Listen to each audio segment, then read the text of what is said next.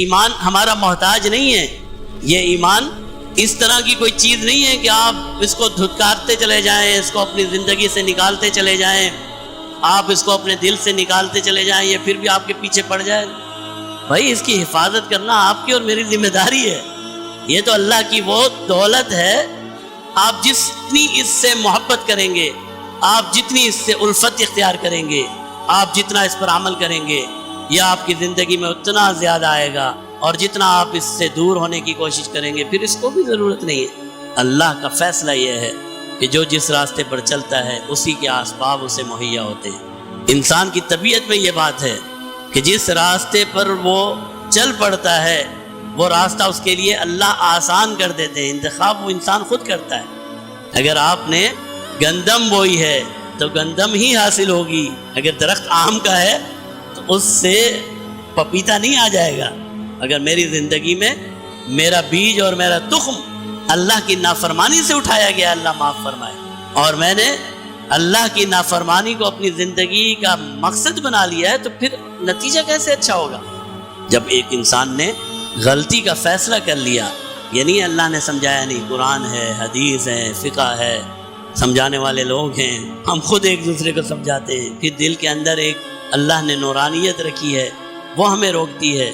جب ہم کسی کی نہیں سنتے، جب ہم کسی کو خاطر میں نہیں لاتے تو نتیجہ یہ نکلتا ہے گناہ گناہ گناہ کرتے کرتے اپنے دل کی دنیا کو تباہ اور برباد کر لیتے ہیں۔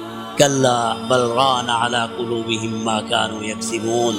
اللہ فرماتے ہیں اے انسان، تیرے گناہوں کا جو سب سے بڑا وبال تجھ پر پڑتا ہے وہ یہ ہے کہ تیرے دل میں داغ لگ جاتا ہے۔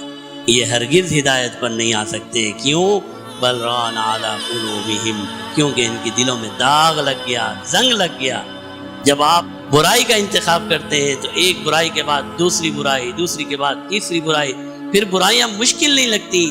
اسی کو حضرت عبداللہ بن مسعود رضی اللہ تعالی عنہ یوں بیان فرماتے ہیں، فرمایا مومن کے لیے گناہ، چھوٹا سا گناہ بھی ایسا ہے کسی پہاڑ کے نیچے بیٹھا ہے اور اسے یہ خوف ہے کہ یہ پہاڑ اس کے اوپر گر جائے گا۔ اس کے دل کے اندر جو نورانیت ہے اس پر ایسا اثر پڑتا ہے کہ اسے لگتا ہے کہ میرا سب کچھ تباہ اور برباد ہو گیا، سب کچھ ختم ہو گیا۔ ایک گناہ سے اسے ایسے لگتا ہے اور وہ اللہ کی بارگاہ میں گر جاتا ہے، توبہ کرتا ہے، استغفار کرتا ہے، اللہ سے معافی مانگتا ہے۔ اور فرمایا فاجر کے لیے، گناہ گار کے لیے گناہ کی مثال اس طرح ہے جیسے کوئی مکھی اس کی ناک میں بیٹھی اور اس نے یوں کر کے اڑا دی۔ یہ حالت ہماری کیوں تباہ ہو رہی ہے کہ ہم نے اپنی زندگی میں گناہوں کو نہیں چھوڑا، گناہوں کو معمولی سمجھا ہے، اور پھر اس کا نتیجہ یہ نکلا سب سے پہلے ہماری روحانی زندگی تباہ ہوئی، سب سے پہلے ہمارا ایمان کمزور ہوا، سب سے پہلے ہمارا دل کمزور ہوا، اور جب ہماری آخرت سے توجہ ہٹ گئی تو یہ نہیں ہے کہ ہماری دنیا بن گئی، ہماری دنیا بھی ان گناہوں نے تباہ کر دی۔ آخرت تو ہم سے چھوٹی، دنیا تو بنتی، دنیا آخرت سے پہلے تباہ ہوئی ہے۔ کیوں؟ کہ اللہ کا فیصلہ ہے۔ اللہ فرماتے ہیں انسان جب تم گناہ کرتا ہے تو تیرے گناہوں کا وبال تجھے نہیں بلکہ اس پوری زمین پر پڑتا ہے۔